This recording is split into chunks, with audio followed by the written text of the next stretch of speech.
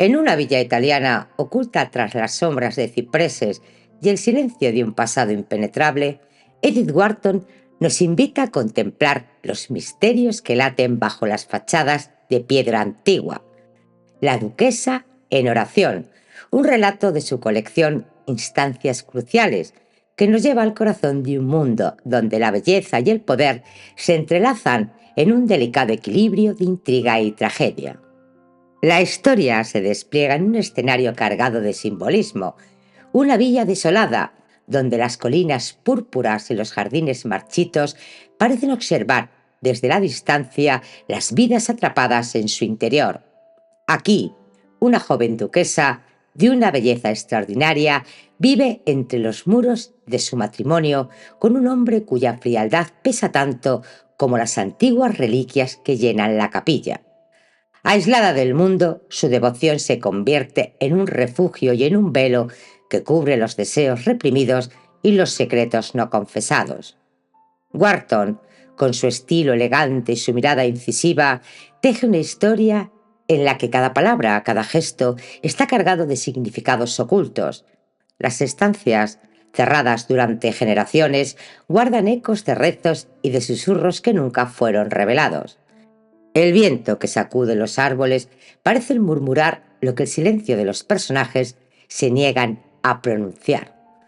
Sin apresurarse, la narración nos envuelve en un suspenso delicado, donde lo que no se dice es tan importante como lo que se revela. La tensión se acumula lentamente y el lector, como un visitante en la villa, siente que algo se agita bajo la calma superficial de la historia. Wharton domina el arte de sugerir lo trágico sin nombrarlo, de hacer de los espacios y las sombras que cuenten una historia tan vívida como las mismas acciones de sus personajes. La duquesa en oración es una obra magistral de sutileza en la que la devoción, la belleza y el poder se enfrentan en un escenario que parece inmortal. Wharton, como siempre, ilumina las grietas de la alta sociedad con una luz penetrante, revelando lo que yace en las sombras.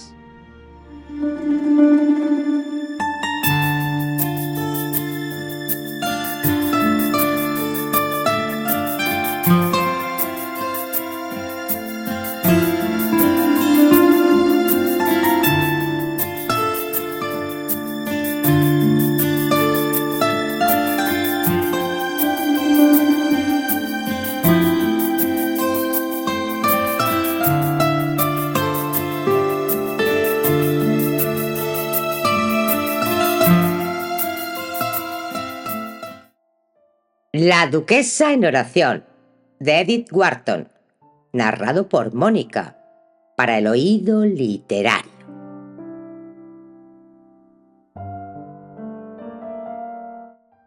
Capítulo 1. ¿Alguna vez has interrogado a la fachada largamente cerrada de una vieja casa italiana, esa máscara inmóvil, lisa, muda, equívoca como el rostro de un sacerdote tras el que zumban los secretos del confesionario? Otras casas declaran las actividades que albergan. Son la cutícula expresiva y clara de una vida que fluye cerca de la superficie. Pero el viejo palacio en su calle angosta, la villa en su colina cubierta de cipreses, son tan impenetrables como la muerte. Las altas ventanas son como ojos ciegos. La gran puerta es una boca cerrada. Dentro puede haber sol, el aroma de los arrayanes y un pulso de vida a través de todas las arterias de la enorme estructura, o una soledad mortal donde los murciélagos se alojan en las piedras desunidas y las llaves se oxidan en las puertas que no se usan.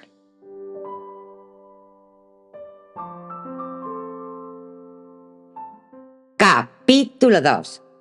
Desde la logia, con sus frescos que se desvanecían, miré hacia una avenida cerrada por una escalera de sombras de cipreses hasta el escudo ducal y los jarrones mutilados de la puerta. El mediodía se extendía sobre los jardines, las fuentes, los pórticos y las grutas. Debajo de la terraza, donde un líquen de color cromo había cubierto la balaustrada como con las finas láminas de oro, Los viñedos se inclinaban hacia el rico valle abrazado por las colinas.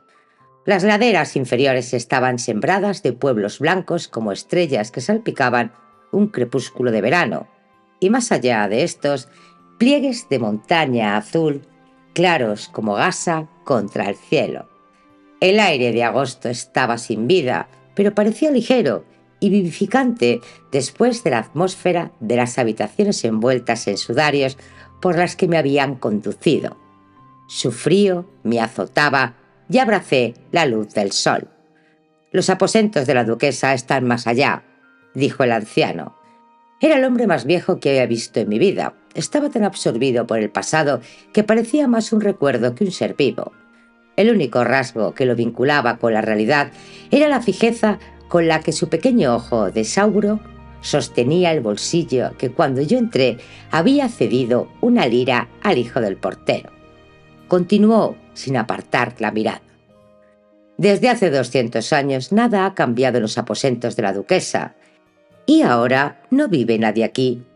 «Nadie, señor. El duque va a Como para pasar el verano». Me había trasladado al otro extremo de la galería.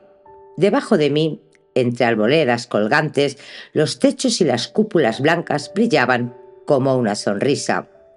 «¿Y eso es Vicenza?» «Propio». El anciano extendió los dedos tan delgados como las manos que se desvanecían de las paredes detrás de nosotros. «¿Ves el tejado del palacio allí, justo a la izquierda de la basílica? El que tiene la hilera de estatuas que parecen pájaros alzando el vuelo. Ese es el palacio del duque, construido por Palatio». «¿Y el duque viene allí?» «Nunca. En invierno se va a Roma». «¿Y el palacio y la villa están siempre cerrados?» «Como ves, siempre». «¿Cuánto tiempo ha pasado de esto?» «Desde que tengo memoria». Lo miré a los ojos. Eran como espejos de metal delustrado que no reflejaban nada. «Debe haber pasado mucho tiempo», dije involuntariamente. «Hace mucho tiempo, mucho», asintió. Miré hacia abajo, hacia los jardines. Una opulencia de dalias invadía los macizos de boj, entre cipreses que cortaban la luz del sol como rayos de basalto. Las abejas colgaban sobre la lavanda. Los lagartos tomaban el sol en los bancos y se deslizaban por las grietas de los estanques secos. Por todas partes se desvanecían los rastros de esa fantástica horticultura, cuyo arte nuestra época, aburrida, ha perdido. Por los callejones, estatuas mutiladas estiraban los brazos como hileras de mendigos quejumbrosos. Los cuervos con orejas de fauno sonreían entre los matorrales y por encima de los muros de Durillo se alzaba la ruina simulada de un templo que se convertía en una ruina real en el aire brillante y desintegrado. El resplandor era cegador. «Entremos», dije. El anciano empujó una puerta pesada, tras la cual acechaba el frío como un cuchillo. «Los apartamentos de la duquesa», dijo. Encima y alrededor de nosotros se desplegaban interminablemente los mismos frescos evanescentes, bajo nuestros pies las mismas volutas de escayola. Armarios de ébano con incrustaciones de mármoles preciosos en una perspectiva ingeniosa se alternaban en la habitación con la delustrada efervescencia de las consolas doradas que sostenían monstruos chinos, y desde el panel de la chimenea un caballero con hábito español nos ignoraba altivamente. «El duque Hércules II», explicó el anciano, «por el sacerdote genovés». Era un rostro de entrecejo estrecho, cetrino como una efigie de cera, de nariz alta y párpados cautelosos, como si hubiera sido moldeado por manos sacerdotales. Los labios eran débiles y vanidosos, más que crueles. Una boca quisquillosa que habría mordido los errores verbales como un lagarto que atrapa moscas, pero que nunca había aprendido la forma de un sí o un no redondos. Una de las manos del duque descansaba sobre la cabeza de un enano, una criatura simiesca con pendientes de perlas y un vestido fantástico. La otra pasaba las páginas de un folio apoyado sobre una calavera. «Más allá está el dormitorio de la duquesa», me recordó el anciano. Allí las contraventanas solo dejaban pasar dos estrechos rayos de luz, barras doradas que acentuaban la penumbra subacuática.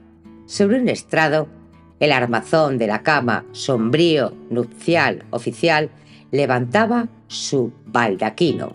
Un Cristo amarillo agonizaba entre las cortinas y al otro lado de la habitación una dama nos sonreía desde la repisa de la chimenea. El anciano abrió una contraventana y la luz le tocó el rostro. ¡Qué rostro! Con un destello de risa como el viento de un prado de junio y una singular dulzura en el semblante, como si una de las indulgentes diosas de Tiopolo hubiera sido vestida con la rígida funda de un vestido del siglo XVII. «Nadie ha dormido aquí», dijo el anciano, «desde la duquesa Violante». «¿Y ella era?» «La dama que está allí es la primera duquesa del duque de Hercodes II». Sacó una llave de su bolsillo y abrió una puerta que se encontraba en el otro extremo de la habitación. «La capilla», dijo, «este es el balcón de la duquesa». Cuando me di la vuelta para seguirlo, la duquesa me dirigió una sonrisa de soslayo. Entré en una tribuna enrejada que se alzaba sobre una capilla adornada con estuco. Entre las pilastras había imágenes de santos cubiertos de betún. Las rosas artificiales de los jarrones del altar estaban grises por el polvo y el paso del tiempo, y bajo los rosetones llenos de telarañas de la bóveda se veía un nido de pájaro.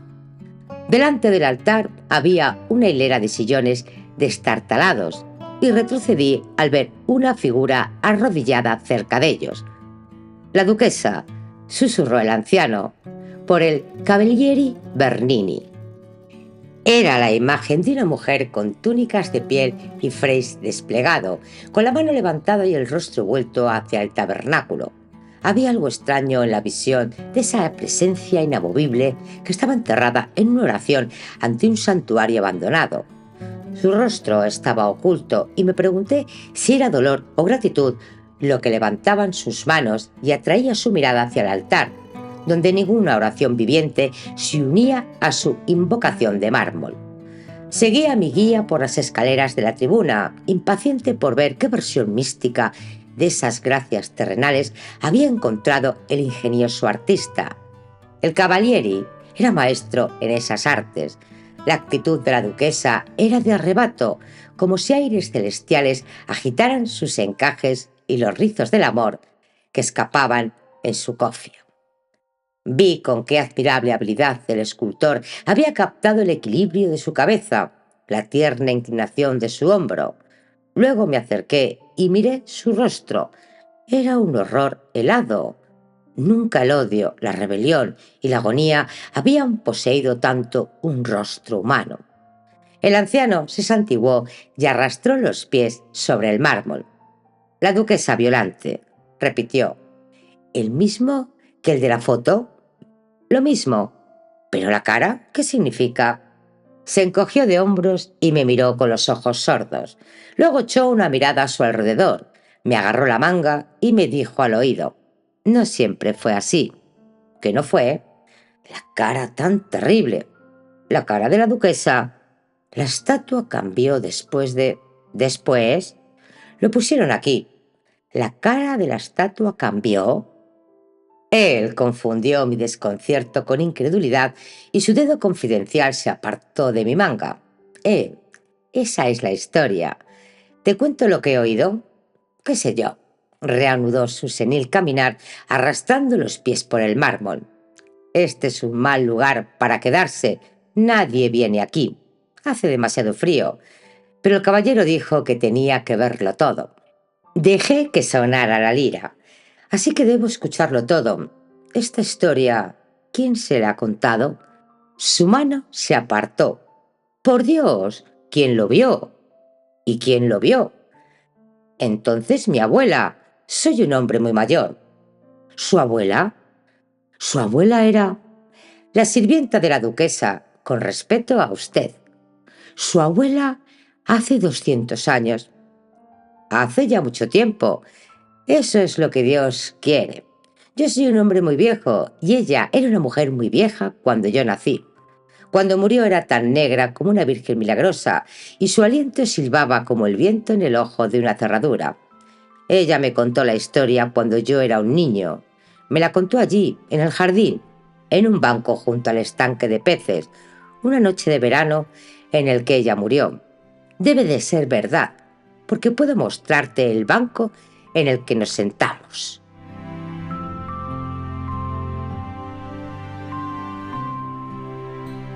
Capítulo 3.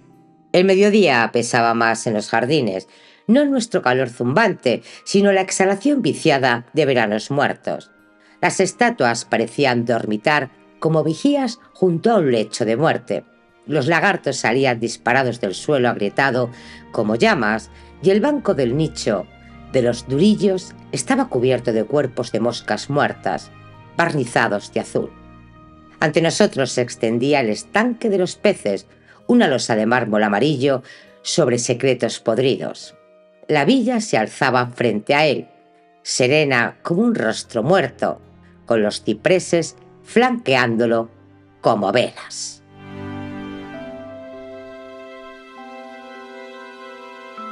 Capítulo 4. Es imposible. ¿Dices que la madre de mi madre fue la doncella de la duquesa? ¿Qué sé yo? Hace tanto tiempo que no ha sucedido nada aquí, que las cosas antiguas parecen más cercanas, tal vez, que a los que viven en las ciudades.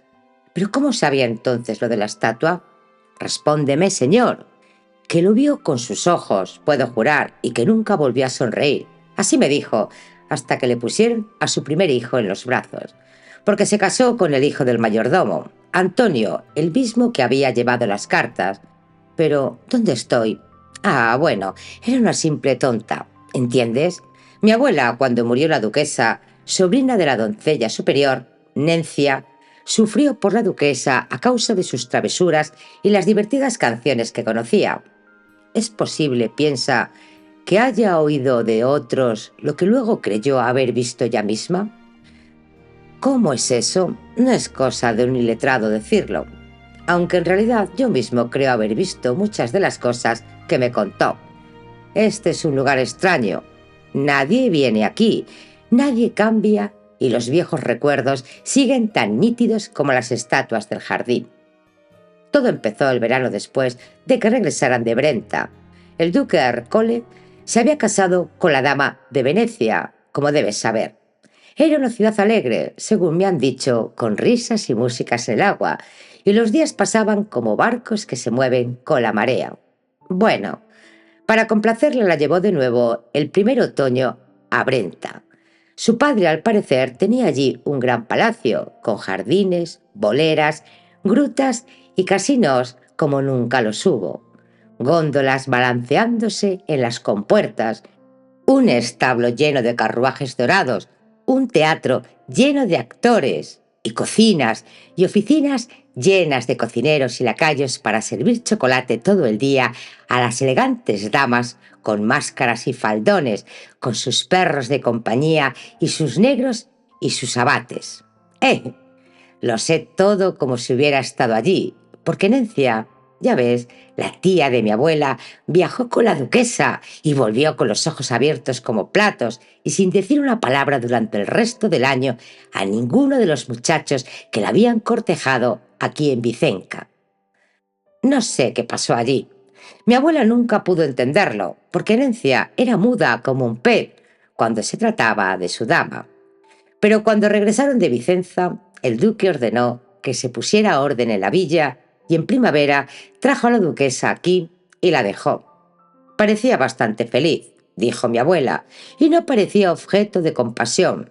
Tal vez, después de todo, era mejor que estar encerrado en Vicenza, en las altas habitaciones pintadas donde los sacerdotes iban y venían tan silenciosamente como gatos acechando pájaros, y el duque estaba siempre encerrado en su biblioteca, hablando con hombres eruditos. El duque era un erudito. ¿Has notado que estaba pintado con un libro? Bueno, los que saben leerlos dicen que están llenos de cosas maravillosas. Como un hombre que ha estado en una feria al otro lado de las montañas siempre le dice a su gente en casa que era más que cualquier cosa que puedan ver jamás. En cuanto a la duquesa, era partidaria de la música, el teatro, la compañía de jóvenes. El duque era un hombre silencioso, que caminaba con calma, con la mirada baja, como si acabara de confesarse. Cuando el perro faldero de la duquesa ladraba tras sus talones, bailaba como un hombre en medio de un enjambre de avispas. Cuando la duquesa reía, hacía una mueca como si alguien hubiera dibujado un diamante sobre el cristal de una ventana. Y la duquesa siempre reía. Cuando llegó por primera vez a la villa, estaba muy ocupada diseñando jardines, grutas, plantando arboledas y planeando todo tipo de sorpresas agradables, como chorros de agua que te mojaban inesperadamente, ermitaños en cuevas y hombres salvajes que te atacaban desde los matorrales.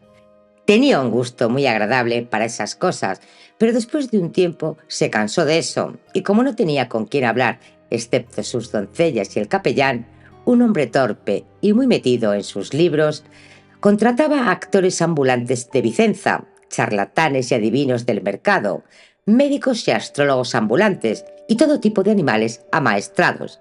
Aún se podía ver que la pobre dama añoraba compañía, y sus doncellas, que la amaban, se alegraron cuando el Cavalieri Ascanio, el primo del duque, vino a vivir al viñedo al otro lado del valle.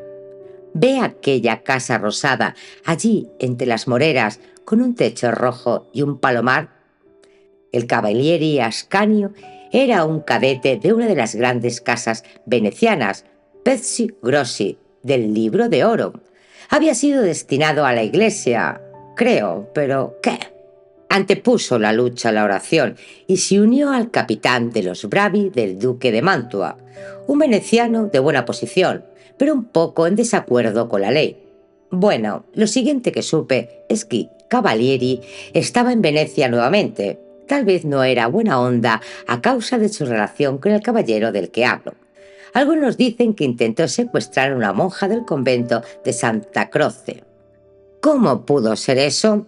No lo puedo decir, pero mi abuela declaró que tenía enemigos allí, y el final fue que con un pretexto u otro, los 10 lo desterraron a Vicenza. Allí, por supuesto, el duque, siendo su pariente, tuvo que mostrarle un rostro cortés, y así fue como llegó por primera vez a la villa. Era un joven apuesto, hermoso como un San Sebastián, un músico excepcional que cantaba sus propias canciones al laúd de una manera que hacía que el corazón de mi abuela se derritiera y corriera por su cuerpo como vino caliente. También tenía buenas palabras para todo el mundo y siempre iba vestido a la francesa y olía tan dulce como un campo de judías, y todas las almas del lugar se alegraban al verlo. Bueno, al parecer la duquesa también lo recibió con agrado. La juventud tiene juventud y la risa se convierte en risa, y los dos se complementaban como candelabros de un altar. La duquesa ya ha visto su retrato, pero si oye a mi abuela, señor, no se acercaba más a ella que una mala hierba a una rosa. El Cavalieri, de hecho, como correspondía a un poeta, la parangonó en su canción a todas las diosas paganas de la antigüedad. Y sin duda estas eran más bellas de ver que las simples mujeres. Pero ella también, al parecer, porque si le hago caso a mi abuela, no hacía que las demás mujeres parecieran más que las grandes muñecas francesas de moda que solían exhibirse en la plaza los días de la Ascensión.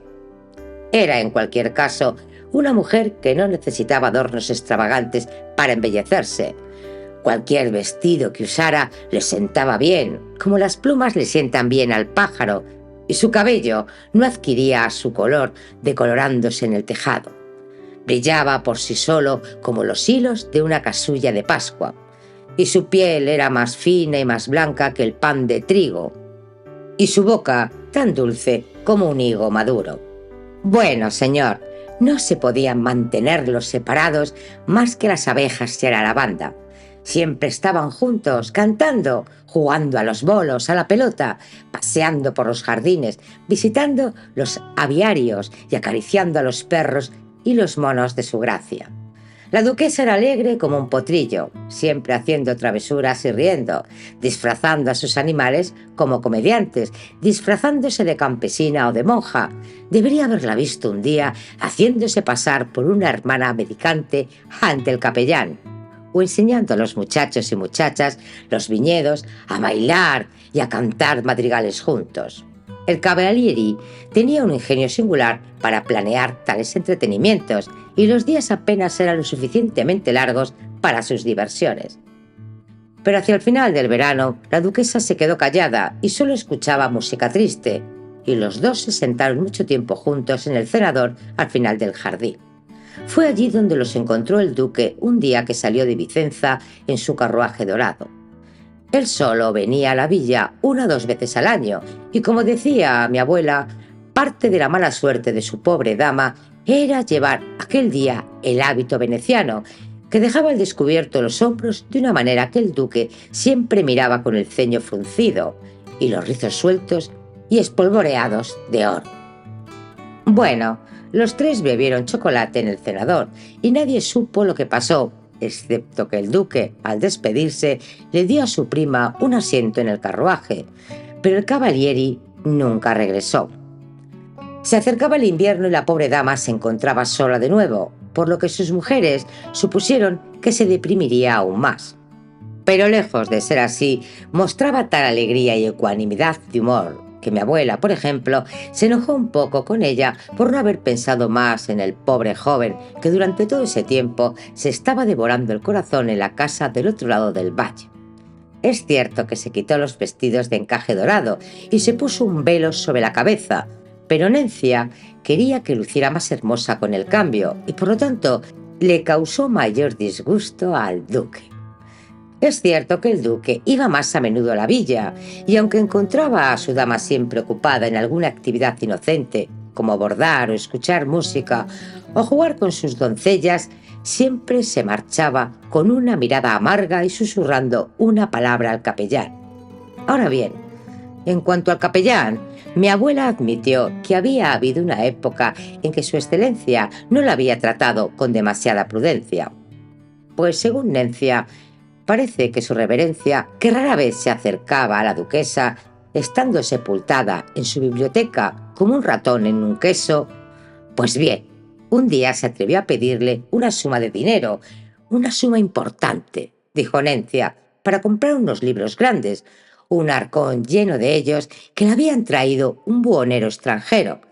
A lo que la duquesa, que nunca podía soportar un libro, se echó a reír y le dijo con un destello a su antiguo espíritu: «Santa Madre de Dios, ¿necesito tener más libros conmigo? Casi me ahogaron con ellos el primer año de mi matrimonio». Y el capellán, enrojecido por la afrenta, añadió: «Puede comprarlos y será bienvenido, mi buen capellán, si puede encontrar el dinero. Pero yo sigo buscando la manera de pagar mi collar de turquesas, la estatua de Dafne que hay al final del campo de bolos y el loro indio que me trajo mi hijo negro el pasado día de San Miguel de Bohemia. Así que ya ves que no tengo dinero para malgastarlo en nimiedades». Y mientras él retrocedía torpemente, ella le lanzó por encima del hombro: «Deberías rezarle a Santa Blandina para que le abra el bolsillo al duque». A lo que él respondió muy tranquilamente: «La sugerencia de vuestra excelencia es admirable, y ya le he rogado a esa bendita mártir que le abra el entendimiento al duque». Al oír esto, dijo Nencia, que estaba de pie, la duquesa se sonrojó maravillosamente y le hizo un gesto para que saliera de la habitación. Y luego, rápido, gritó a mi abuela, que estaba muy contenta de correr a tales recados: «Llámeme Antonio, el muchacho del jardinero, al jardín de los Bog. Tengo una palabra que decirle sobre los nuevos claveles». Quizá no le haya dicho, señor, que en una cripta que hay debajo de la capilla de la Encuentra, desde hace más generaciones de las que se puedan contar, un ataúd de piedra contiene un fémur de Santa Benita Blandina de Lyon, reliquia que, según me ha dicho, ofreció un gran duque de Francia a uno de nuestros duques cuando lucharon contra los turcos, y que desde entonces ha sido objeto de particular veneración en esta ilustre familia. Ahora bien, Como la duquesa había quedado sola, se observó que mostraba una ferviente devoción por esta reliquia, rezando a menudo en la capilla e incluso haciendo que la losa de piedra que cubría la entrada de la cripta fuera reemplazada por una de madera, para poder descender y arrodillarse junto al ataúd cuando quisiera. Esto fue motivo de edificación para toda la casa y debería haber sido especialmente agradable para el capellán. Pero con respecto a usted, él era el tipo de hombre que pone la boca amarga al comer la manzana más dulce. Sea como fuere, la duquesa, al despedirlo, fue vista corriendo al jardín, donde habló con el muchacho Antonio muy animadamente sobre los nuevos claveles, y el resto del día se quedó dentro de la casa jugando dulcemente con el virginal. Ahora bien, Nencia siempre tuvo presente que su gracia se había equivocado al rechazar aquella petición del capellán, pero no dijo nada, porque hablar con la duquesa de razón no servía más que rezar para que lloviese en tiempo de sequía. El invierno llegó temprano aquel año. Había nieve en las colinas por el Día de Todos los Santos. El viento desnudó los jardines y los limoneros fueron mordisqueados en el limonero. La duquesa se quedó en su habitación en esta oscura estancia, sentada junto al fuego, bordando, leyendo libros de devoción, cosa que nunca había hecho antes, y rezando con frecuencia en la capilla. En cuanto al capellán, era un lugar al que nunca ponía un pie, salvo para decir misa por la mañana, con la duquesa en la tribuna y los sirvientes doloridos de reumatismo en el suelo de mármol. El capellán odiaba el frío y galopaba durante la misa como un hombre con brujas detrás de él. El resto del día lo pasaba en su biblioteca, sobre un brasero con sus libros eternos. Se preguntará, señor, si alguna vez llegaré al meollo de la historia, y confieso que he ido despacio por miedo a lo que se avecina. Bueno, el invierno fue largo y duro. Cuando empezó a hacer frío, el duque dejó de salir de Vicenza y a nadie tenía la duquesa con quien hablar, salvo sus sirvientas y los jardineros del lugar. Sin embargo, era maravilloso, decía mi abuela, cómo conservaba su valiente actitud y su ánimo. Solo se notaba que rezaba más tiempo en la capilla, donde había un brasero encendido para ella todo el día. Cuando a los jóvenes se les niega sus placeres naturales, recurren con bastante frecuencia a la religión. Y era una bendición, como decía mi abuela, aquella que apenas tenía un pecador vivo con quien hablar, encontrara tanto consuelo en un santo muerto.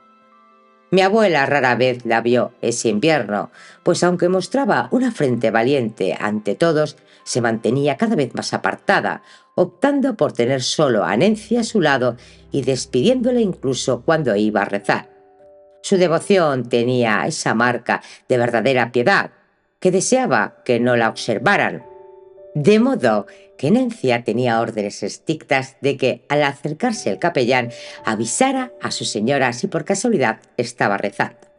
Bueno, el invierno pasó y la primavera estaba muy avanzada, cuando una noche mi abuela tuvo un susto terrible. No voy a negar que fue culpa suya, porque estaba con Antonio en el Paseo de los Tilos cuando su tía la imaginó cosiendo en su habitación. Y al ver una luz repentina en la ventana de Nencia, temió que descubrieran su desobediencia y corrió rápidamente a través del bosque de laureles hacia la casa. Su camino pasaba por la capilla, y cuando pasó sigilosamente por delante de ella, con la intención de entrar por el lavadero y a tientas, porque ya había oscurecido y la luna apenas había salido, oyó un estruendo muy cerca de ella, como si alguien se hubiera caído de una ventana de la capilla. El corazón de la joven tonta dio un vuelco, pero miró a su alrededor mientras corría, y allí, efectivamente, había un hombre corriendo por la terraza. Y cuando dobló la esquina de la casa, mi abuela juró que se topó con el rizo de las faldas del capellán. Eso sí que era extraño, porque ¿por qué el capellán tenía que salir por la ventana de la capilla cuando podía haber pasado por la puerta? Como habrá notado, señor, hay una puerta que lleva de la capilla al salón de la planta baja. La única otra salida es a través de la tribuna de la duquesa. Bueno, mi abuela le dio vueltas al asunto, y la siguiente vez que se encontró con Antonio en el Paseo de los Tilos, que debido a su miedo no apareció durante varios días, le contó lo que había sucedido, pero para su sorpresa, Él se limitó a reír y dijo: «Pequeña tonta». No salía por la ventana, estaba tratando de mirar hacia adentro y no pudo sacarle ni una palabra más. Así que la temporada pasó a ser Pascua y llegaron noticias de que el duque había ido a Roma para esa festividad sagrada. Sus idas y venidas no cambiaron nada en la villa y, sin embargo, no había nadie allí que no fuera más que la sensación de que su rostro amarillo estaba al otro lado de los Apeninos, a menos que tal vez fuera el capellán. Pues bien, un día de mayo, la duquesa, que había paseado mucho tiempo con Nencia por la terraza, regocijándose por la dulzura de la vista y el agradable aroma de los alelíes en los jarrones de piedra, se retiró al mediodía a sus habitaciones, dando órdenes de que le sirvieran la cena en su dormitorio. Mi abuela ayudó a traer los platos y observó, dijo, la singular belleza de la duquesa, que en honor al buen tiempo se había puesto un vestido de plata y adornado con perlas sus hombros desnudos, de modo que parecía digna de bailar en la corte de un emperador. También había pedido una comida poco común para una dama que prestaba tan poca atención en lo que comía: gelatinas, empanadas de caza, frutas en almíbar, pasteles especiados y una botella de vino griego. Y asistió y aplaudió mientras las mujeres la colocaban delante de ella, diciendo una y otra vez: «Comeré bien hoy». Pero pronto se apoderó de ella otro estado de ánimo. Se apartó de la mesa, pidió su rosario y le dijo a Nencia: «El buen tiempo me ha hecho descuidar mis devociones. Debo recitar una letanía antes de cenar». Ordenó a las mujeres que salieran y cerró la puerta. Como era su costumbre, Nencia y mi abuela bajaron a trabajar en el cuarto de ropa blanca. Ahora el cuarto de la ropa blanca daba al patio y de pronto mi abuela vio acercarse una extraña visión. Primero subía por la avenida el carruaje del duque, que todos creían que estaba en Roma, y después, tirado por una larga retahíla de mulas y de bueyes, un carro que transportaba lo que parecía una figura arrodillada envuelta en ropas de muerte. La extrañeza de la escena dejó muda a la niña y el carruaje del duque estaba en la puerta antes de que tuviera el ingenio de gritar que venía. Nencia, cuando lo vio, se puso blanca y salió corriendo de la habitación. Mi abuela la siguió asustada por su rostro y las dos huyeron por el corredor hacia la capilla. En el camino se encontraron con el capellán, absorto en un libro, que les preguntó sorprendido hacia dónde corrían, y cuando dijeron que para anunciar la llegada del duque, se quedó tan asombrado y les hizo tantas preguntas y pronunció tantos «oh» y «ah», que cuando las dejó pasar, el duque ya las estaba pisando los talones. Nencia llegó primero a la puerta de la capilla y gritó que venía el duque, y antes de que pudiera responderle, él ya estaba a su lado, seguido por el capellán. Un momento después, la puerta se abrió y allí estaba la duquesa. Sostenía su rosario en una mano y se había puesto un pañuelo sobre los hombros, pero brillaban a través de él como la luna en la niebla y su rostro brillaba de belleza. El duque le tomó la mano y le hizo una reverencia. «Señora», dijo, «no podría haber tenido mayor felicidad que sorprenderla así con sus devociones». «Mi propia felicidad», respondió ella, «habría sido mayor si su excelencia la hubiera prolongado avisándome de su llegada». «Si me hubiera esperado, señora», dijo, «su apariencia no habría sido más apropiada para la ocasión. Pocas damas de su juventud y belleza se arreglan para venerar a un santo como lo harían para recibir a un amante». «Señor», respondió, «como nunca he disfrutado de esta última oportunidad, me veo obligada a aprovechar al máximo la primera». «¿Qué es eso?», gritó cayendo hacia atrás, y el rosario cayó de su mano. Se oyó un ruido fuerte en el otro extremo del salón, como si arrastraran un objeto pesado por el pasillo, y de pronto se vio a una docena de hombres arrastrando a través del umbral el objeto envuelto en la carreta de bueyes. El duque hizo un gesto con la mano en señal de ello. «¿Eso?», dijo. «Señora, es un tributo a su extraordinaria piedad. He oído con especial satisfacción acerca de su devoción a las reliquias benditas de esta capilla, Y para conmemorar un celo que ni los rigores del invierno ni el bochorno del verano pudieron apaciguar, he ordenado que se coloque una imagen esculpida de usted, maravillosamente ejecutada por el Cavalieri Bernini, ante el altar sobre la entrada de la cripta. La duquesa, que se había puesto pálida, sonrió no obstante juguetona. En cuanto a conmemorar mi piedad, dijo, reconozco en ello una de las bromas de vuestra excelencia. ¿Una broma?, interrumpió el duque e hizo una señal a los hombres que ya habían llegado al umbral de la capilla. En un instante las vendas cayeron de la figura y allí se arrodilló la duquesa ante la vida. Un grito de asombro se elevó de todos, pero la duquesa estaba más blanca que el mármol. «Ya verás», dijo el duque, «no se trata de una broma, sino de un triunfo del incomparable cincel de Bernini. La semejanza se hizo a partir de tu retrato en miniatura de la divina Elisabetta Sirani, que envié al maestro hace unos 6 meses, con resultados que todos deben admirar». «¿6 meses?», gritó la duquesa y pareció a punto de caerse, pero su excelencia la cogió de la mano. «Nada», dijo, «nada podría complacerme más que la excesiva emoción que demostráis, pues la verdadera piedad es siempre modesta y vuestro agradecimiento no podría adoptar una forma que nos fuera más apropiada. Y ahora», dijo a los hombres, «que se coloque la imagen». Con esto, la vida pareció haber vuelto a la duquesa y le respondió con profunda reverencia. «Su excelencia admite que es natural que me haya sobrevenido una gracia tan inesperada, pero los honores que usted me concede son privilegio mío, y solo le suplico que por piedad hacia mi modestia la imagen sea colocada en la parte más remota de la capilla». El duque se ensombreció al oír esto. «¿Cómo? ¿Queréis que esta obra maestra de un cincel famoso, que, no os voy a ocultar, me ha costado el precio de una buena viña de monedas de oro, la dejéis fuera de la vista como si fuera la obra de un picapedrero del pueblo? Es mi apariencia, no la obra del escultor, la que deseo ocultar. Si sois dignas de mi casa, señora, sois dignas de la de Dios, y tenéis derecho a ocupar un lugar de honor en ambas. «Traed la estatua, holgazanes», gritó a los hombres. La duquesa se echó hacia atrás sumisamente. «Tiene usted razón, señor, como siempre, pero al menos quisiera que la imagen se colocara a la izquierda del altar, para que al mirar hacia arriba pudiera ver el asiento de vuestra excelencia en la tribuna». «Un lindo pensamiento, señora, por el cual le agradezco, pero dentro de poco tengo pensado colocar la imagen de mi compañera al otro lado del altar, y el lugar de la esposa, como usted sabe, es a la derecha de su esposo». «Es cierto, mi señor, pero de nuevo, si mi pobre presentación es tener el inmerecido honor de arrodillarme junto a la suya, ¿por qué no colocar a ambos ante el altar donde tenemos la costumbre de orar en la vida?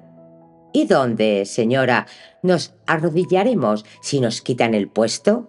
Además, dice el duque, hablando todavía con mucha sobriedad, tengo un propósito más particular al colocar su imagen sobre la entrada de la cripta, pues no solo marcaría con ello su especial devoción al bendito santo que reposa allí, sino que al sellar la abertura en el pavimento aseguraría la perpetua conservación de los huesos de este santo mártir, que hasta ahora han estado expuestos con demasiada ligereza a intentos sacrílegos». «¿Qué intentos, señor?», exclamó la duquesa. «Nadie entra en esta capilla sin mi permiso». «Así lo he entendido y puedo creerlo por lo que he sabido de vuestra piedad. Sin embargo, por la noche un malhechor podría entrar por una ventana, señora, sin que vuestra excelencia lo supiera». «Tengo el sueño ligero», dijo la duquesa. El duque la miró con gravedad. «¿De veras? Es una mala señal a su edad. Tengo que encargarme de que le proporcionen un somnífero». Los ojos de la duquesa se llenaron de lágrimas. «¿Me privarías entonces del consuelo de visitar esas venerables reliquias? Quisiera que los custodiara eternamente, sin saber a quién más convenientemente encomendarlos». Con esto la imagen fue acercada a la losa de madera que cubría la entrada de la cripta, cuando la duquesa, saltando hacia adelante, se colocó en el camino. Señor, que la estatua sea colocada en su lugar mañana y permítame que esta noche diga una última oración junto a esos santos huesos. El duque se acercó inmediatamente a ella. Bien pensado, señora, bajaré con usted ahora y rezaremos juntos. Señor, sus largas ausencias me han dado, el hábito de la devoción solitaria y confieso que cualquier presencia es una distracción. Señora, acepto su reprimenda. Hasta ahora es cierto, los deberes de mi puesto me han obligado a ausentarme durante mucho tiempo, pero de ahora en adelante permaneceré con usted mientras viva. ¿Bajamos juntos a la cripta? No, porque temo que su excelencia tenga fiebre. El aire allí es excesivamente húmedo. Con mayor razón, no debería estar más expuesto a ello, y para evitar la intemperancia de vuestro celo, haré de inmediato que el lugar sea inaccesible. La duquesa, al oír esto, cayó de rodillas sobre la losa, llorando excesivamente y levantando las manos al cielo. ¡Oh!, exclamó, «sois cruel, señor, al privarme del acceso a las sagradas reliquias que me han permitido soportar con resignación la soledad a las que me han condenado los deberes de vuestra excelencia. Y si la oración y la meditación me dan alguna autoridad para pronunciarme sobre tales asuntos, permítame que temo que la bienaventurada Santa Blandina nos castigue por abandonar así sus venerables restos». El duque pareció detenerse ante esto, pues era un hombre piadoso, y mi abuela creyó verlo intercambiar una mirada con el capellán, quien, dando un paso adelante tímidamente con los ojos en el suelo, dijo: «Hay en verdad mucha sabiduría en las palabras de su excelencia, pero yo sugeriría, señor, que su piadoso deseo podría cumplirse y la santa ser mejor honrada, transfiriendo las reliquias de la cripta a un lugar debajo del altar». «Es cierto», exclamó el duque, «y se hará de inmediato». Pero entonces la duquesa se puso en pie con mirada terrible. «¡No!», exclamó, «por el cuerpo de Dios. ¿Por qué no se dirá que después de que vuestra excelencia haya optado por rechazar todas las peticiones que le dirigí, debo su consentimiento a la petición de otra?» El capellán se puso rojo y el duque amarillo, y por unos momentos ninguno de los dos habló. Entonces el duque dijo: «Aquí tienes suficientes palabras, señora. ¿Quieres que saque las reliquias de la cripta? No deseo nada que deba a la intervención de otro». «Pues bien, colocad la imagen en su sitio», dijo el duque furioso, y le entregó a su gracia una silla. «Ella se sentó allí», dijo mi abuela, erguida como una flecha, con las manos entrelazadas, la cabeza alta, los ojos fijos en el duque, mientras arrastraban la estatua hasta su lugar. Luego se levantó y se dio la vuelta. Al pasar junto a Nencia: «Llámeme Antonio», susurró, pero antes de que las palabras salieran de su boca, el duque se interpuso entre ellos. «Señora», dijo sonriendo, «he venido directamente desde Roma para traerle cuanto antes esta prueba de mi estima. Ayer pasé la noche con Monselí y estoy en camino desde el amanecer. ¿No me invitará a cenar?» «Seguro, mi señor», dijo la duquesa. «Estará en el comedor dentro de una hora». «¿Por qué no en su habitación? Y ahora mismo, señora. Creo que es su costumbre cenar allí». «¿En mi habitación?», preguntó la duquesa desordenadamente. «¿Tiene algo en contra mía?», preguntó. «De ninguna manera, señor. Si me da tiempo para prepararme, esperaré en vuestro gabinete», dijo el duque. En ese momento, dijo mi abuela, la duquesa lanzó una mirada como pudieron haber lanzado las almas del infierno cuando las puertas se cerraron tras nuestro señor. Luego llamó a Nencia y pasó a su habitación. Lo que allí ocurrió no lo supo mi abuela, sino que la duquesa, con gran prisa, se vistió con extraordinario esplendor, empolvándose el cabello con oro, pintándose la cara y el pecho y cubriéndose de joyas hasta brillar como Nuestra Señora de Loreto. Y apenas había terminado estos preparativos cuando el duque entró desde el gabinete, seguido por los sirvientes que llevaban la cena. Entonces la duquesa despidió a Nencia, y lo que sigue lo supo mi abuela por un mozo de la despensa que lo subió los platos y aguardó en el gabinete, pues solo el criado del duque entró en la alcoba. Pues bien, según el muchacho, que miraba y escuchaba con todo su cuerpo, por así decirlo, porque nunca antes había estado tan cerca de la duquesa, parece que la noble pareja se sentó de muy buen humor. La duquesa reprendía en broma a su marido por su larga ausencia, mientras el duque juraba que lucir tan hermosa era la mejor manera de castigarlo. En este tono continuó la conversación, con tal alegres salidas por parte de la duquesa, tan tiernas insinuaciones por parte del duque, que el muchacho declaró que eran como una pareja de amantes cortejándose en una noche de verano en la villa. Y así continuó hasta que el sirviente trajo el vino caliente. «Ah», decía en aquel momento el duque, «esta agradable velada me compensa por las muchas veladas aburridas que he pasado lejos de ti. No recuerdo haber disfrutado de tantas risas desde la tarde del año pasado en que bebimos chocolate en el cenador con mi primo Ascanio». «Y eso me recuerda», dijo. «¿Está bien de salud mi primo?» «No tengo noticias de ello», respondió la duquesa. «Pero su excelencia debería probar estos higos cocidos en Malvasía. Estoy de humor para probar lo que me ofrezcáis», dijo él, y mientras ella le servía los higos, añadió: «Si mi disfrute no fuera tan completo como lo es, casi desearía que mi primo Ascanio estuviera con nosotros. El muchacho rara vez es buena compañía para la cena».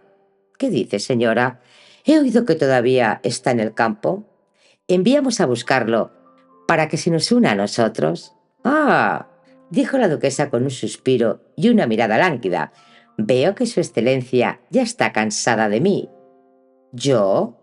«Ascanio es un hombre excelente, pero a mi entender su mayor mérito en este momento es su ausencia. Me inspira tanta ternura que, por Dios, podría vaciar un vaso de vino a su buena salud». Dicho esto, el duque cogió su copa y le hizo una señal al sirviente para que llenara la de la duquesa. «Brindo por el primo», exclamó poniéndose de pie, «que tiene el buen gusto de no venir cuando no se le necesita. Brindo por la larga vida. ¿Y usted, señora?». Ante esto la duquesa, que estaba sentada mirándolo con el rostro cambiado, también se levantó y se llevó la copa a los labios. «Y yo a su feliz muerte», dijo con voz salvaje, y mientras hablaba, la copa vacía se le cayó de la mano y ella cayó de bruces al suelo. El duque gritó a sus mujeres que se había desmayado, y ellas vinieron y la levantaron hasta la cama. Sufrió horriblemente toda la noche, dijo Nencia, retorciéndose como una hereje en la hoguera, pero sin escapar una palabra. El duque la observaba y al amanecer mandó llamar al capellán, pero estaba inconsciente, y como tenía los dientes apretados, el cuerpo de nuestro señor no pudo pasar a través de ellos. El duque anunció a sus parientes que su dama había muerto después de haber bebido demasiado vino especiado y una tortilla de huevos de carpa, en una cena que ella había preparado en honor de su regreso. Al año siguiente, trajo a su casa una nueva duquesa que le dio un hijo y 5 hijas. Capítulo 5. El cielo se había tornado gris acero, contra el cual la villa se destacaba cetrina e inescrutable. Un viento soplaba por los jardines, desprendiendo aquí y allá alguna hoja amarilla en los sicomoros. Las colinas del otro lado del valle eran purpúreas como nubes de tormenta. «¿Y la estatua?», pregunté. «Ajá, la estatua. Bueno, señor, eso es lo que me dijo mi abuela, aquí mismo, en este banco donde estamos sentados. La pobre niña, que adoraba a la duquesa, como una joven de su edad adora a una bella y bondadosa señora, pasó una noche de horror, como puede imaginarse, excluida de la habitación de su señora, oyendo los gritos que salían de ella y viendo, agachada en su rincón, a las mujeres correr de un lado para otro con miradas desenfrenadas, el rostro enjuto del duque en la puerta y el capellán acechando a la antecámara con los ojos puestos en su breviario. Nadie la cuidó esa noche ni a la mañana siguiente, y hacia el anochecer, cuando se supo que la duquesa ya no estaba, la pobre niña sintió el piadoso deseo de rezar una oración por su señora muerta. Se deslizó hasta la capilla y entró sigilosamente sin ser vista. El lugar estaba vacío y oscuro, pero a medida que avanzaba oyó un gemido bajo y al llegar frente a la estatua vio que su rostro, el día anterior tan dulce y sonriente, tenía la mirada que usted conoce y el gemido parecía salir de sus labios. Mi abuela se quedó helada, pero algo, según dijo después, le impidió gritar, y se dio la vuelta y salió corriendo del lugar. En el pasillo se desmayó y cuando recobró el sentido en su propia habitación, oyó que el duque había cerrado con llave la puerta de la capilla y prohibido a cualquiera poner un pie allí. El lugar nunca volvió a abrirse hasta que murió el duque, unos 10 años después, y fue entonces cuando los otros sirvientes, al entrar con el nuevo heredero, vieron por primera vez el horror que mi abuela había guardado en su pecho. ¿Y la cripta? Pregunté. ¿Nunca la han abierto? Dios no lo quiera, señor, exclamó el anciano santiguándose. ¿No era expreso deseo de la duquesa que no se tocasen las reliquias? Espero que os haya gustado. Por favor, suscribirse, comentar y dar me gusta. Con ello me ayudas a seguir leyendo historia.